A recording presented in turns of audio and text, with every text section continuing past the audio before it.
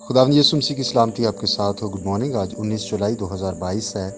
मत्ती रसूल का इंजीली बयान उसका 10वां बाब 17वीं और 18वीं आयत में ये लिखा है, मगर आदमियों से खबरदार रहो, क्योंकि वो तुमको अदालतों के हवाले करेंगे और अपने इबादत खानों में तुमको कोड़े मारेंगे, और तुम मेरे सबब से हाकिमों और बादशाहों के सामने हाजिर किए जाओगे, ताकि उनके और गैर कौमों के लिए गवाही हो। आमीन। उसी खुदावंद ने अपने शागिर्दों को आगाह कर दिया कि किन की तरफ से और किन के वसीले से उन पर सख्तियां और मुसीबतें आएंगी। आम आदमियों की तरफ से। इसलिए हमें होशियार रहने का हुक्म दिया गया है कि अपनी हिफाजत के लिए हर वक्त चौकस रहें और ख़तरनाक सोहबत से बचें। हम ध्यान रखें कि क्या कहते और क्या करते हैं और लोग क्या कर रहे हैं। हमें खामखा अपने आप पर मुसीबत नहीं आने देनी, इसलिए हमें आदमियों से होशियार रहना है। दूसरी बात, मजहबी आदमियों की तरफ से भी सताया जाएगा, जो दीनदारी की विज़ा तो रखते हैं।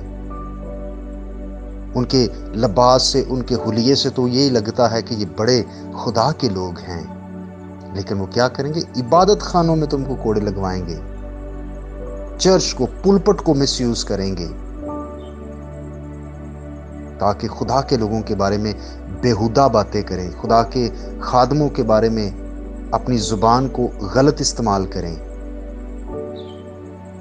इबादत खाने खुदा की इबादत और प्रस्तश के लिए होते हैं, कलीसियाई डिसिप्लिन पर अमल दरामद कराने की जगहें हैं। लेकिन उस वक्त भी वो लोग समझते थे कि इबादत खाने में लोगों को, और ख़ास तौर पर वो जो मसीह के बारे में बात करते हैं, उनको सज़ा देना ये तो बड़ी अच्छी बात है। और आज भी अफसोस कि ऐसा हो रहा है। पौलुस को इबादत खानों में 5 बार कोड़े लगाए गए थे। मसीह के शागिर्दों को सताने वालों ने बहुत दुख दिए उन्हें इबादत खानों में कोड़े मारते थे और उन्हें खारिज करते थे, बाहर निकाल देते थे, और समझते थे कि हम खुदा की खिदमत कर रहे हैं। आज भी बहुत सारे ऐसे लोग हैं जो हकीकी खादमों की मुखालफत करते हैं, अपने गिरजाघरों में खुदा के खादमों के खिलाफ पैगामात सुनाते हैं और समझते हैं हम बड़ी खिदमत कर रहे हैं। इसमें कोई शक नहीं कि बहुत सारे लोग जो पेट के खादम हैं, मैं उनकी बात नहीं कर रहा, लेकिन हकीकी खादमों के खिलाफ भी आज बहुत सारे लोग बातें करते हैं। और फिर बड़े बड़े बा इख्तियार लोगों की तरफ से भी सताया जाता है। यहूदी तो सिर्फ उनको कोड़े मार सकते थे, उनका इख्तियार ही यहाँ तक था, लेकिन वो उनको रोमी हाकिमों के हवाले कर देते थे, जैसे मसीह को भी किया गया। लेकिन बड़ी बात ये है, खुशखबरी ये है, यीशु मसीह ने कहा कि जब तुम्हें हाकिमों और बादशाहों के सामने हाजिर करेंगे तो तुम्हें एक मौका मिल जाएगा कि तुम उनको भी गवाही दे सको, उनको भी खुशखबरी का पैगाम सुना सको।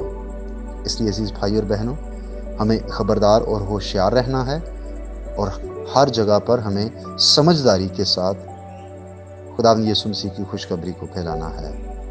खुदा आपको बरकत दे। आइए हम दुआ करें। यीशु मसीह में हमारे प्यारे आसमानी बाप, हम तेरा शुक्रिया अदा करते हैं कि ये आज एक नई सुबह तूने हमें बख्शी है, और हम तेरी सारी बरकत और नेमतों के लिए तेरा शुक्र अदा करते हैं।